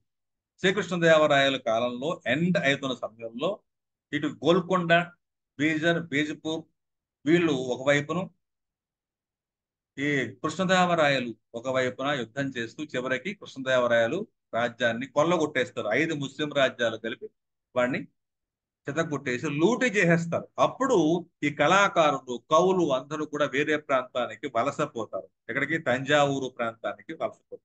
తంజావూరు, చెంజి, మైసూరు ఈ ప్రాంతాలకి మైగ్రేట్ అయిపోతారు. అక్కడ నుంచి మళ్ళీ వాళ్ళు తెలుగు కవులని ఆదరిస్తారు. అది గొప్పతనం. అందుకనే మనకి వలసపోయింది అంటాడు గెబ్బలంలో జాషువా గారు, తెలుగు కవిత వలసపోయింది అంటాడు. తెలుగు కవిత పోయింది అంట. మరి ఎవరు లేడు ఇక్కడ, తెలుగు కవులు ఎవరు లేరు. ఆ ముస్లింస్ కి తెలుగు మీద పెద్ద అభిమానం ఉండేది కాదు. నిజానికి ఇప్పుడు ముస్లింస్ కి అభిమానం ఉండొచ్చు, కానీ అప్పుడు ముస్లింస్ కి అభిమానం లేదు. పైగా తెలుగు వాళ్ళు అంటేనే ఒక రకమైనటువంటి చేత్కారమైన ధోరణితో ఉండేవాడు. ఏమండి అందులో శ్యామకూర కవి, శ్యామకూర వెంకట కవి విజయ విలాసం లాంటివి ఒక ప్రత్యేకమైనటువంటి ప్రబంధ లక్షణాలతో కూడినటువంటివి రాశాడు. అలాగే తెలుగు కవయిత్రులు ఇక్కడ ఎక్కువగా ఉంటారు. మనకి తర్వాత మళ్ళీ ఇక్కడే ఉంటారు కవయిత్రులు. మిగతా వాళ్ళ కావ్యాలు మనకి ఏమీ లభించలేదు. కాబట్టి ఇక్కడ కూడా ఇది చాలా కీలకమైనటువంటి పాత్ర వహించి మన మార్పుల్ని బాగా గెయిన్ చేయడానికి స్కోప్ ఉన్నటువంటి, చాలా మంది నెగ్లెక్ట్ చేసేసినటువంటి ఏరియా. కాబట్టి దీన్ని మనం నెగ్లెక్ట్ చేయం. ఖచ్చితంగా దీన్ని ప్రతి కవి గురించి, ఆ రాజుల గురించి, ఆ కావ్యాల గురించి, వాళ్ళ నేపథ్యాలని అధ్యయనం చేస్తాం. తర్వాతది ఆధునిక సాహిత్యం. అంటే ఇది 19th century ప్లస్ అన్నమాట. ఇక్కడ నుంచి మనకి కందుకూరి, గురజాడ వాళ్ళందరూ కూడా స్టార్ట్ అయ్యారు. నవలలు, కథలు, కథానికలు, నాటికలు, నాటకాలు. ఇప్పుడు మనకి ఏమైపోయినాయి అంటే చివరికి రీల్స్ కూడా వచ్చేసి అంతవరకు కూడా తెలుగు సాహిత్యాన్ని ఇప్పుడు ఏదైనా ఒక విషయాన్ని 1 minute లోనే చెప్పాలి. రీల్స్ అనే వచ్చి ఏమంటే అంటే వేగంగా చెప్పేయాలి. 1 minute కన్నా ఎక్కువ టైం దాంట్లో రికార్డ్ ఇవ్వడం అంతే. అలా ప్రతి విషయాన్ని కొత్త కొత్త ధోరణితో తీసుకురాగలిగేటువంటి ప్రక్రియలన్నీ ఇందులోకి వచ్చేస్తాయి. ఆ తర్వాతది సాహిత్య ఉద్యమాలు. ఒక్కొక్క సాహిత్య ఉద్యమంగా ఎందుకు మారింది? ఇప్పుడు మనకి దళిత కవిత్వోద్యమం, స్త్రీవాద ఉద్యమం, స్త్రీవాదం, దళితవాదం రెండు తేడా. స్త్రీవాదం, వాదము అంటే కొంచెం సాఫ్ట్ గా వెళ్తుంది. ఉద్యమం అంటే చాలా మంది దాంట్లో ఇన్వాల్వ్ అయి ఉంటారు. నీరుకొండ, గుంటూరు దగ్గర ఉంది నీరుకొండ అనే ప్రాంతం. నీరుకొండ దాని పేరే నీరుకొండ, ఊరు పేరు. కారంచేడు, చుండూరు ఇవన్నీ ఊర్ల పేర్లు. అక్కడ కొంతమంది పెత్తందారులు ఎస్సీ ఎస్టీ లాంటి వాళ్ళని అణచవేతకు గురి చేసి వాళ్ళ స్త్రీలను మానభంగం చేసి వాళ్ళ తలకాయలు కోసేసేది పట్టపగలి. అదో పెద్ద విప్లవాన్ని సృష్టించింది. వాళ్ళు కూడా చదువుకున్న వాళ్ళు చాలా మంది కవిత్వాలు రాశారు. ఆ నేపథ్యంలో వచ్చింది దళిత సాహిత్య ఉద్యమం. అలాగే సంఘ సంస్కరణ ఉద్యమం. దానికి ముందు మనకి జాతీయోద్యమం వచ్చిన నేపథ్యంలో ఈ సంఘాన్ని సంస్కరించాలి అని ఒక కారణంతో సంఘ సంస్కరణ వస్తే జాతిని మన ఇటువైపు ఏమో ఆంధ్ర రాష్ట్ర ఉద్యమం, జాతీయోద్యమం రెండూ కూడా ప్యారల్ గా నడిచి దుగ్గిరాల గోపాలకృష్ణ గారు, అట్లాగే అక్కడ మనకి కందుకూరి వీరేశలింగం గారు వీళ్ళందరూ ఒకవైపు నుంచి జాతీయ ఉద్యమం, సంస్కరణ ఉద్యమం కూడా స్టార్ట్ చేస్తారు. ఇవి రావడానికి గల నేపథ్యాలని వాడు రాసినటువంటి కవిత్వం లేదా పాటలు, రచనలు ఇవన్నీ కూడా ఇందులోకి వస్తాయి. తర్వాత నవ్య సంప్రదాయవాదం. ఇందులో మనకి ఈ భావ కవిత్వంలో కృష్ణశాస్త్రి, కాల్పనిక అభ్యుదయ కవిత్వంలో శ్రీశ్రీ గారు విప్లవ కవిత్వం వరకు వస్తారు. అలాగే ఇవన్నీ కూడా వాదాల ఉద్యమాలు, జానపద సాహిత్య విభాగాలు. ఇక్కడతో మనకి ఆధునిక సాహిత్యం ఎండ్. తర్వాతి పిసర ముక్క జానపద సాహిత్య అంటే ఒక లిమిటెడ్ ఏరియాలో ఓరల్ గా మౌఖికంగా అంట, మౌఖికంగా వాళ్ళకి ఏ రకంగా లిఖిత సాహిత్యం లేకుండా సృష్టించినటువంటి దాన్ని జానపదం అంటాం. దాని ద్వారా కూడా దంపుడు పాటలు, నూర్పుడు పాటలు, వెసరడు పాటలు, తిరుగుల పాటలు, ఇలా చాలా రకాల పాటలు ఇందులో ఉంటే వాటి విభాగం ఇందులో. ఇక్కడతో మనకి పేపర్ 1 పార్ట్ బి అనేది ఎండ్ అవుతుంది. ఉదాహరణకు ఒక మోడల్ చూడండి. నన్నయ్య పూర్వయుగ విశేషాలని రాయండి అన్నారు. అలా 10 మార్కులకి ఇస్తే ఇలా రాయవచ్చు. ఇందులో నన్నయ్య పూర్వయుగ భాషను గుర్తించడానికి ఏమున్నాయి అంటే నాటి శాసనాలు, ప్రమాణాలు, వేవూరు, తాండ్రికొండ. చూడండి, తాండ్రికొండ అన్నప్పుడు ఇలా ఉండేది. మొదలైన గ్రామాల పేర్లు, కొల్ల శర్మ, కొట్ట శర్మ, ఇలాంటివన్నీ కూడా ఉన్నాయి. రచన సరళంగా ఉంది, ఉదాహరణ ఇస్తున్నాం. అలాగే స- స- సబ- సంబంధార్థకాలు, ఎత్తి తత్తు లాంటివి ఇవి సంస్కృతం నుంచి వచ్చినాయి. అవి కూడా మనకి ఈ వాక్యంలో కనిపిస్తున్నాయి. పదాల పరస్పర అన్వయించడానికి వాక్యంలో క్లిష్ట ప్రణాళిక ఎక్కడా ఉండదు. స్టార్టింగ్ లో సులువుగా మాట్లాడడం అనేది కనిపిస్తుంది. సమాపక్రియ లేకుండానే క్రియాజన్య విశేషణలతో వాక్యం పూర్తి చేయడం ఉంది. స్వార్థకాలు అంటే ఇకారం అనేది ఏడవడం. అలాగే వ్యతిరేకంలో ఈ అనేది రావడం. శాసనాల్లో ఇలాంటి ప్రత్యేకం వర్ణాలు. శకటరేఫ అంటే బండిరా, ఇది వాన్రు అంటే వాడు, వాన్రు అని. ఇలాంటివి కూడా నేటి కాలంలో లాల కూడా ఆనతి, ఆనతి, సంవత్సరంబులు, సంవత్సరాలు, చెరువులు, ఇలాంటివి అనేవి ఇవాళ కూడా పడుతుంది. ఇలా మనం 23 రకాల పాయింట్స్ ని దృష్టిలో పెట్టుకొని రాసాం. 20 మార్కులు అడిగితే కనీసం ఇందులో 15 పాయింట్స్ రాయాలి. ఏమండి, 10 మార్కులు అడిగితే ఇందులో ఏవి చిన్నవో అవి తీసుకొని మీరు రాయొచ్చు. మీకున్న వేగాన్ని బేస్ చేసుకొని రాయవలసి ఉంది. ఇక ఇంకొక మోడల్ చూడండి. పెద్దన సూరణలో ప్రబంధ వక్రతలోని భిన్న అంశాలను అనుసరించి. ఇవన్నీ కూడా మీకు తెలుగు ఈజీ అనే అంశంలోకి వెళ్ళవండి. తెలుగు కష్టమే అనే అంశంలోకి వెళ్తుంది. నేను కష్టమే అంటే భయపెట్టడం కోసం కాదు. ఈ రకంగా చదివినట్లయితే మీరు ఏ సబ్జెక్ట్ అయినా ఈ కష్టం ఉంటుందండి. ఏ సబ్జెక్ట్ అయినా ఈ కష్టం ఉంటుంది. ఈ కష్టం లేకుండా ఎవరైనా వచ్చింది అంటే వాళ్ళకి అదృష్టం బాగుండి వాళ్ళు చదివిన ఆ 19 ప్రశ్నలే కనుక వచ్చేస్తే రావటం వేరు. వాళ్ళెవరో లక్షల్లో ఒకరిద్దరు ఉంటే ఉండొచ్చు గాక, లేదా వేలల్లో ఉన్నా ఉండొచ్చు. కానీ ఇన్ని చదువుకుంటూ దాంట్లో మీ అదృష్టం కూడా యాడ్ అయిన తర్వాత గురువుల అనుగ్రహం, పెద్దల దీవెనలు అన్ని కలిస్తేనే వస్తుంది. కాబట్టి ఇందులో ప్రబంధ వక్రత అంటే ఏమిటో చెప్పండి. ఈ కథల పేర్లే ప్రబంధ వక్రతకు ఉదాహరణ అని చెప్పి. మాయాప్రవరుడు కూడా ఏమండి, కృష్ణరాయల చరిత్రలో స్వారస్య మనో కథని వినసొంపుగా పుణ్యాన్ని ఇచ్చేదిగా రాయమని కోరుతాడు. ఈ నేపథ్యాన్నిటినీ కూడా మనం తీసుకున్నట్లయితే ఆ ప్రబంధ వక్రతకి పెద్దన చతుర వచోనిధి అంటాడు, చతురోక్త నిధి అంటాడు. ఇవన్నీ కూడా పెద్దల్లోని పింగళ స్వరంలోనే కనిపిస్తూ ఉంటుంది. ఏమండి, అలా మనం పింగళ స్వరంలో కళాపూర్ణోదయం అనే భావనలో సుగాత్రి సారంల కథ కూడా మనం ఇందులో యాడ్ చేస్తాం. సుగాత్రి అందమైన సుగాత్రి, మంచి గాత్రము కలదు. శాలీనుడు అంటే రైతు, శ్రమపడేటువంటి వాడు. మరి గాత్రం కలిగినటువంటి అందమైనటువంటి అమ్మాయికి రైతు బిడ్డ ఏమిటండి? ఇల్లరక పలుడు పైగా అవటం ఏమిటండి?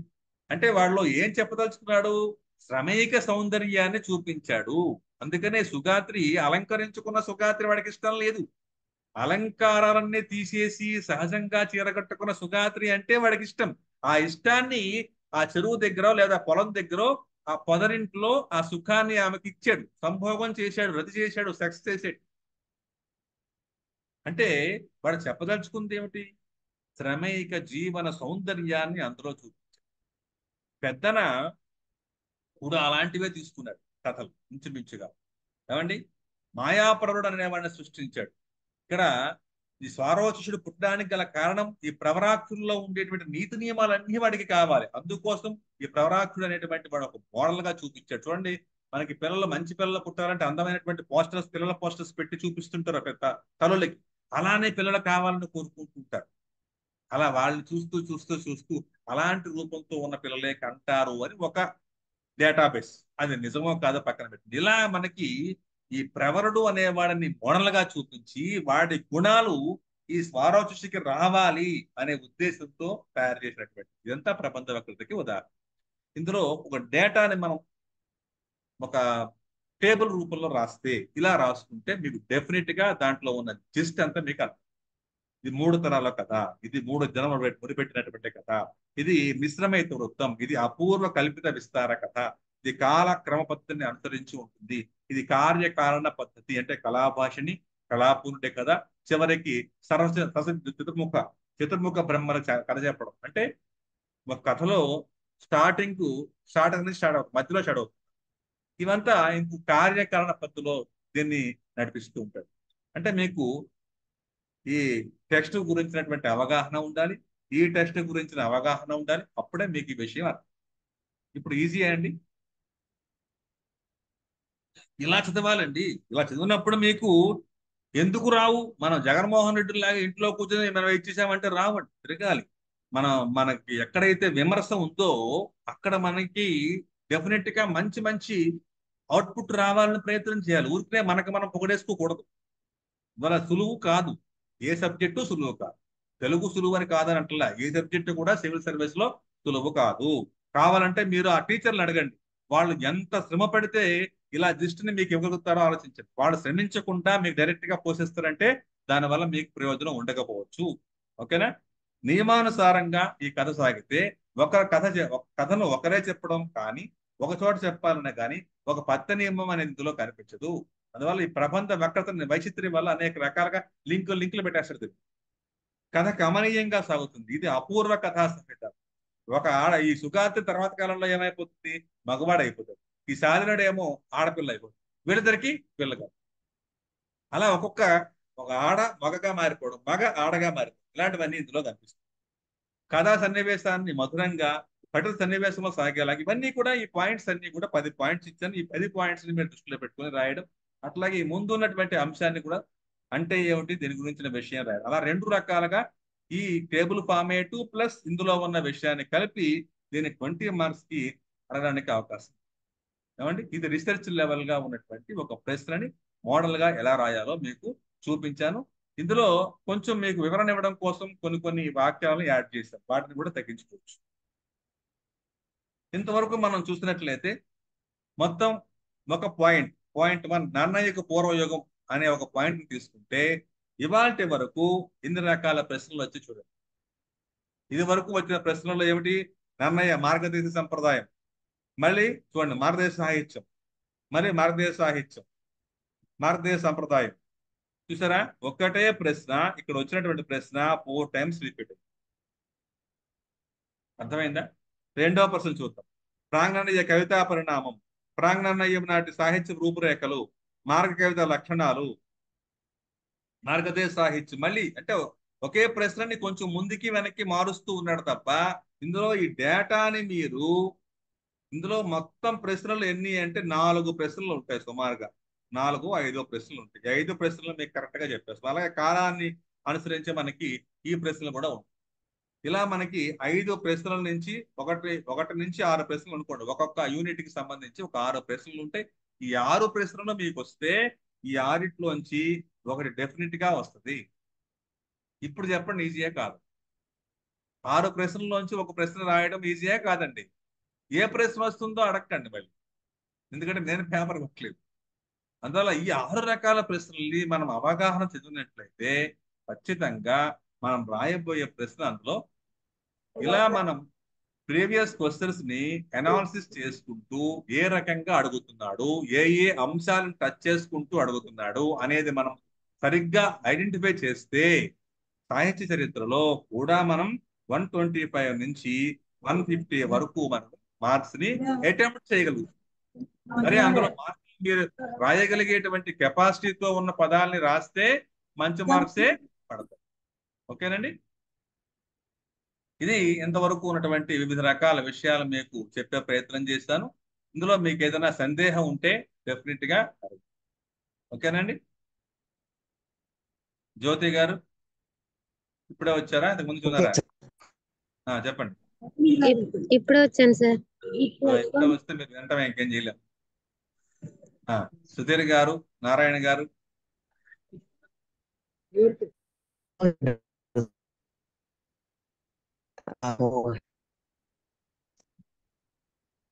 రాజు గారు, రాజీ రాజీ గారు, రత్నం గారు, మీరందరూ కూడా కొత్త కొత్త వాళ్ళు చాలా మంది ఉన్నారు. ఒకటే నేను చెప్పదలుచుకుంది నీకు, మేము మీకు అన్యాయం చెయ్యం. First thing. పైగా మీరు ఇచ్చినటువంటి ప్రతి రూపాయికి 100% న్యాయం చేస్తాం. ప్రతి రూపాయి, అందులో ఎలాంటి సందేహము మేము మీకు అవకాశం ఇవ్వం. మీకు సందేహించడానికి అవకాశం ఇవ్వం. రెండోది, టైం ప్రకారం మేము మీకు ఇవ్వవలసిన సమాచారాన్ని ఇస్తూనే ఉంటాం. మీరు మాతో ఫాలో అవుతూ ఉండాలి. మీ డౌట్స్ ని అడగాలి. అడగమన్నాం కదా అని గంటలు గంటలు ఫోన్లు చేసేటువంటి అవకాశం ఉండకపోవచ్చు. అందువల్ల మీ డౌట్ ఏదైతే ఉంటుందో క్లాస్ చెప్పినప్పుడు వెంటనే కనుక మీరు దాన్ని స్పందించగలిగితే అప్పుడు మీకు క్లియర్ చేసే అవకాశం ఉంటుంది. రెండవది, మీరు మేము మీకు వాట్సాప్ కానీ లేదా మీకు టెలిగ్రామ్ ఛానల్లో మీకు పర్సనల్ గా మా నెంబర్ ఉంటుంది కాబట్టి దానికి మీరు టెలిగ్రామ్ లో పోస్ట్ చేసినా సరే మీకు 1 డేలో సమాధానం ఇచ్చే ప్రయత్నం చేస్తాం. ఏమండి? అలాగని మీకు ఏదో ఆన్లైన్ చెప్పేస్తున్నా పాఠం చెప్పి పారిపోయే రకం అయితే కాదు. ఓకేనా? అందువల్ల మీరు వీటిని దృష్టిలో పెట్టుకొని సాధ్యమైనంత వరకు అందరూ వేగంగా జాయిన్ అయినట్లయితే మాకు ఉత్సాహం వస్తుంది. మరి ఫ్రీగా చెప్తేనే మేము వస్తామండి లేదా పారిపోతామంటే మేమేం చెప్పలేము. ఒకటి ఆలోచించండి, మేము ఫ్రీగా చెప్తే మాకేం వస్తుంది చెప్పండి? మీరు ఫ్రీగా వినిస్తే మీకు జ్ఞానం వస్తుంది, మాకేం వస్తుంది? మీరు ఐఏఎస్ ఆఫీసర్ అయితే మాకేం వస్తుంది? అందువల్ల ఉభయత్ర లాభం ఉండాలి. మేము తక్కువ లాభాన్ని కోరుకొని ఎక్కువ లాభం మీరు పొందాలని ఆశిస్తున్నాం. ఉదాహరణకి మీరు ఇచ్చే 20,000 30,000 పక్కన పెడితే మీరు ఒకసారి కనుక సివిల్ సర్వెంట్ అయితే స్టార్టింగే 70,000 నుంచి ఉంటుంది. ఎన్ని సంవత్సరాలు? మీకున్న ఏజ్ని బట్టి 30-40 ఏళ్ళు సంపాదిస్తారు ఒక తెలుగు సబ్జెక్టుతో. అంత మిమ్మల్ని మొబైలైజ్ చేయగలిగే సబ్జెక్టు మెయిన్స్ లో ఒకటి. అంటే నేను ఒక్కటి చెప్పాను కాబట్టి మొత్తం క్రెడిట్ అంటే నాదనుకోవట్లా. అందులో మీ భాగం ఉంటుంది, మిగతా టీచర్స్ కూడా ఆ భాగం. ఇది జెన్యున్ గా చెప్పేటువంటి విషయం, మీకు తెలుసు ఆ విషయం. కాబట్టి మీరు ఇంకా ఇంకా ల్యాగ్ చేసేసి మొత్తం కోర్స్ అంతా ఫ్రీగా చెప్తారంటే మేము చెప్పగలిగే అంత ఆర్థిక స్థితి మాకు లేదు. మీకు ఇవ్వగలిగిన ఆర్థిక స్థితిని బేస్ చేసుకుని మీరు కూడా రండి. ఓకేనా? మీరు అడిగే ప్రశ్నని జెన్యున్ గా అడగండి. చిన్న చిన్నవి కూడా అడగొచ్చు, తప్పులేదు. కాబట్టి మీరు అడిగే ప్రశ్నని పద్ధతిగా, లాజికల్ గా, టెక్నికల్ గా ఉన్నదైతే బాగా అడిగారనే ఫీల్. ఓకేనండి?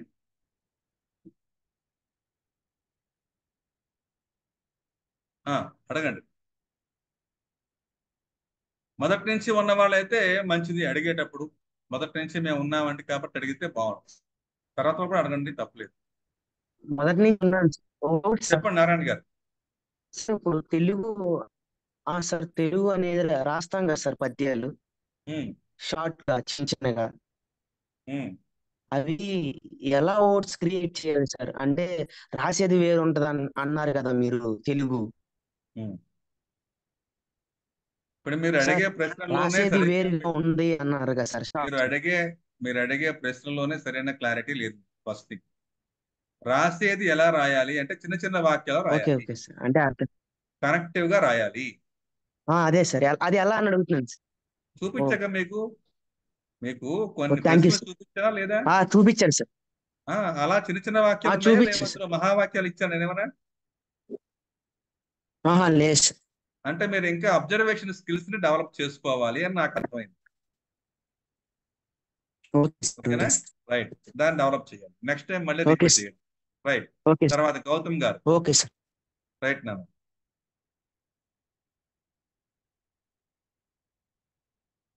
గౌతమ్, సాయిరామ్, సుధీర్ గారు, చందన్ కుమార్, అజయ్ కుమార్, వినయ్.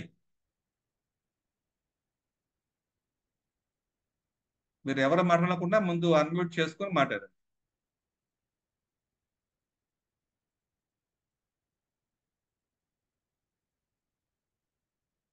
లేదా మీకు అర్థమైతే అర్థమైనట్టు స్పందించండి, అర్థం కాకపోతే అడగండి, ఏదో ఒకటి స్పందించండి. మీకు చాట్ బాక్స్ అర్థమైంది ఉంది కదా, మీరు మాట్లాడే అవకాశం లేకపోతే చాట్ బాక్స్ లో బాగానే అర్థమైందండి మాకు, లేదా బాగాలేదండి, ఏదో ఒకటి చెప్పండి. చెప్పండి మనోజ్ గారు. బాగా అర్థమైంది సార్. రైట్. ఏమిటి అర్థమైంది మీకు బాగా అర్థం అవడం అంటే? అంటే అసలు పార్ట్ బిలో ఎన్ని టాపిక్స్ ఉన్నాయి, అందులో ఏ టాపిక్ లో ఏ క్వశ్చన్స్ అడుగుతారు. ఉమ్, ఆ ఇప్పుడు 20 మార్కులు అడిగితే ప్రశ్న ఎలా రాయాలి, 10 మార్కులు అడిగితే ఎలా రాయాలి, డేటాని ఎలా రిప్రజెంట్ చేయాలి, ఎక్కువ పదాలు ఉన్నప్పుడు కానీ తక్కువ పదాలు ఉన్నప్పుడు కానీ అంటే సంగ్రహించి దాన్ని ఎలాగా సూక్ష్మీకరించి రాయాలి, ఏమేం టాపిక్స్, తర్వాత ఏ కా ఏ ఏ కవి ఏ కాలానికి సంబంధించిన వారు, ఆ పర్టికులర్ గా శైవ కవులు ఎంతమంది ఉన్నారు, శైవాన్ని మాత్రమే ప్రోత్సహించిన వాళ్ళు ఎంతమంది ఉన్నారు, ఆ తర్వాత ఆ, వివిధ సంస్కరణ ఉద్యమాలు తర్వాత వచ్చాయి కదా సార్ సాహిత్యం దానికి సంబంధించినవి, ఆ తర్వాత ఆ, అసలు ఓవరాల్ గా పార్ట్ ఏ అని చెప్పారు కదా సార్, పార్ట్ ఏకి పార్ట్ బికి తేడా ఏంటి, పార్ట్ బిలో ఎంత స్కోరింగ్, పార్ట్ ఏలో స్కోరింగ్ ఎంత, ఎలా అటెంప్ట్ చేయాలి, ఎన్ని క్వశ్చన్స్ ఉంటాయి, ఎన్ని మార్క్స్ అని చెప్పి అర్థమైంది సార్. అంతే సార్. వెరీ గుడ్, బాగా అనౌన్స్ చేస్తారు. మొత్తం మీద సిలబస్ మీద మంచి గ్రిప్ ఉండాలి. Yes sir. రైట్, అది మీరు చెప్పదలుచుకున్న అంశం. అవును సార్. రైట్, బాగుంది. తర్వాత ఇంకెవరున్నారు? రాజీ రుద్రు, ఆయన ఏదో నైస్ ఎక్స్ప్లెనేషన్ ఉన్నారు. ఓకే రైట్, నైస్ ఎక్స్ప్లెనేషన్ అంటే మీరు చెప్పరన్నమాట ఇక. ఏమండి, మెసేజ్ ఇచ్చేస్తే మాకు సంబంధానికి లేదు. రైట్, ఇంకెవరు? ఆ, సుధీర్ గారు, ఆ, తోట చంద్రన్ గారు చెప్పండి. సార్ అది స్టార్టింగ్ లో నేను లేను సార్, అందువల్ల ఇక్కడ పద్య ప్రయోజనం పద్యం చదవాలా ఫస్ట్ పేజ్ లో చెప్పారు కదా సార్, అవునన్న, అది ఒక్కసారి కొంచెం బ్రీఫ్ గా చెప్పండి సార్, ఏమనుకోవద్దు. ఏం చెప్పాలంటావు? అక్కడ పద్యం చదవాలా పద్యాలు రాయాలి ఫస్ట్ స్లైడ్ లో ఇచ్చారు కదా సార్. ఉమ్, ఉమ్. అది సార్, పద్యం చదవాలా పద్యాలు వద్దా అనేది పద్యం మీకున్న పద్య అవగాహన, ప్రయోజనం. మీకున్న అవగాహన వల్ల అది వేగంగా నేర్చుకోవడానికి అవకాశం ఉంది. పద్యం అదే సార్, ఇప్పుడు చదవద్దు, పద్యాలు చదవద్దు అంటే చదవాలి, కానీ చాలా మంది చదవద్దు అది అంటారు. సార్ చదవద్దు ఓకే అదేనండి. సార్. అంటే సార్ అందులో అంటే ఇప్పుడు ఏ పద్యాలు అదే కదా, ఏ పద్యం పద్యాలు చదవాలా అంటే సార్ అంటే ఇప్పుడు మీరు చెప్పండి.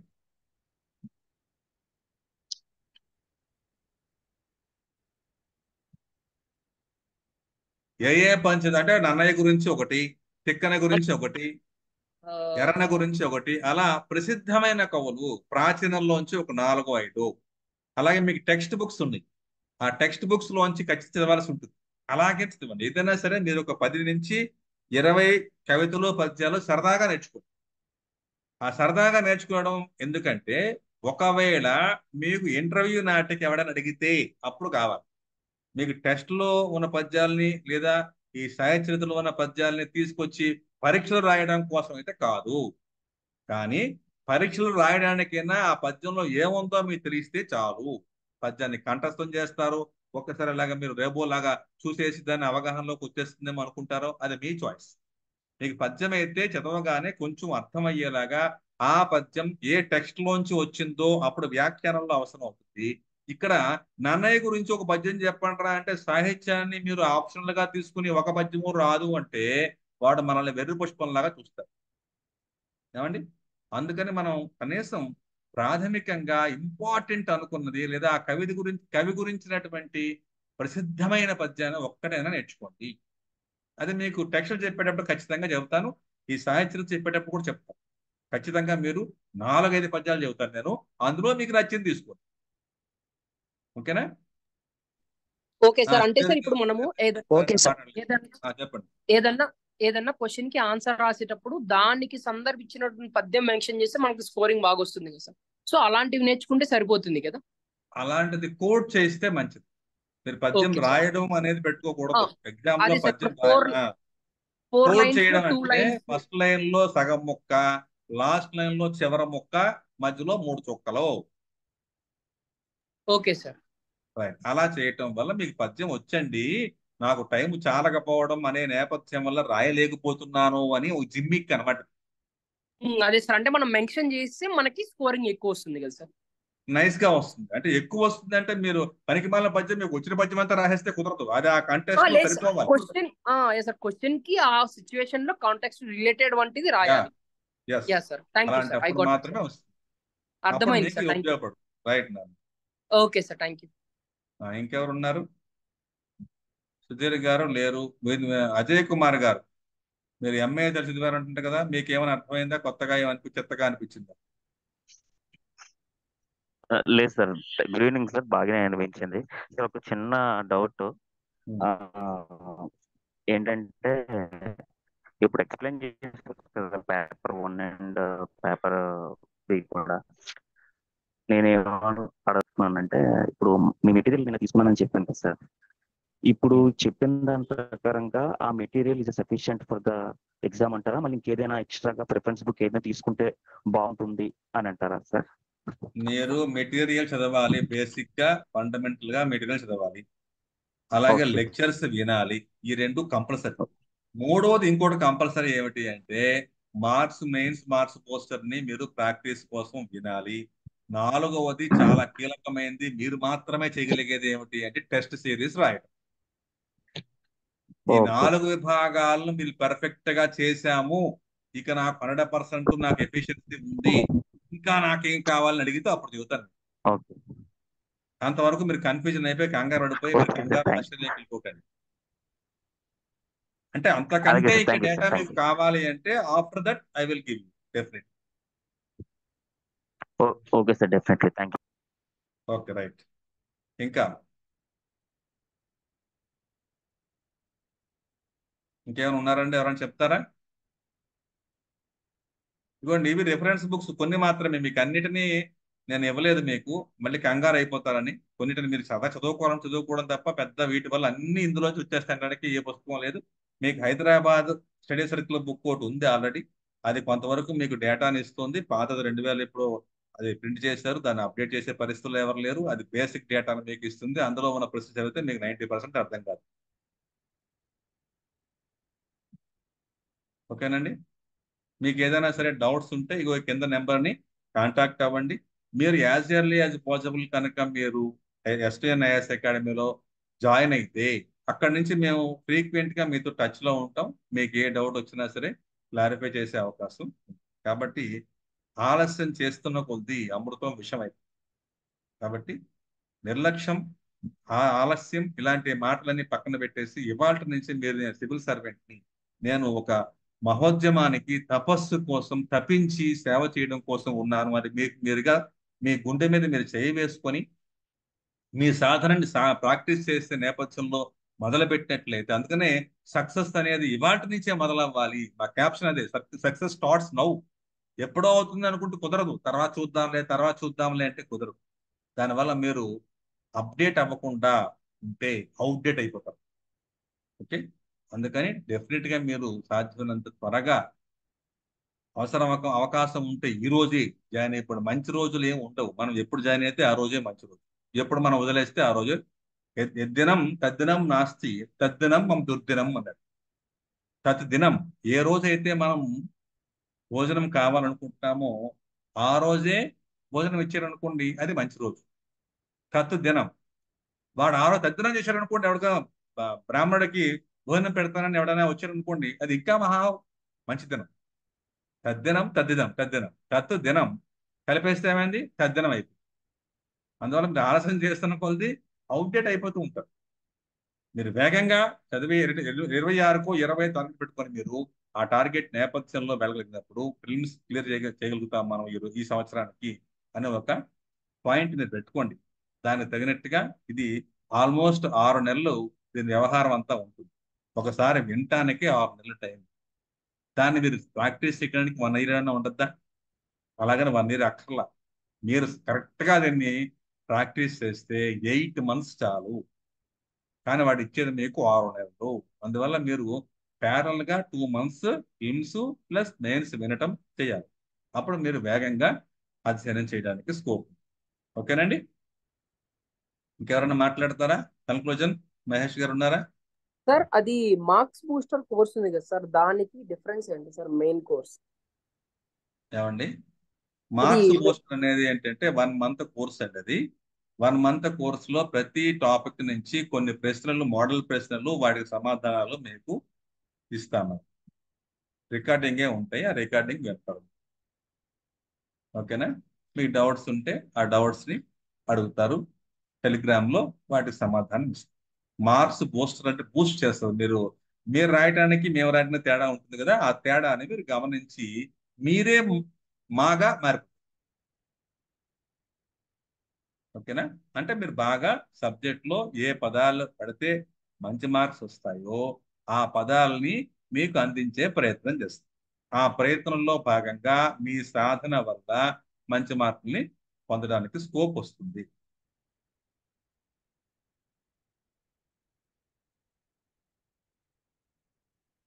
ఓకేనండి, రైట్.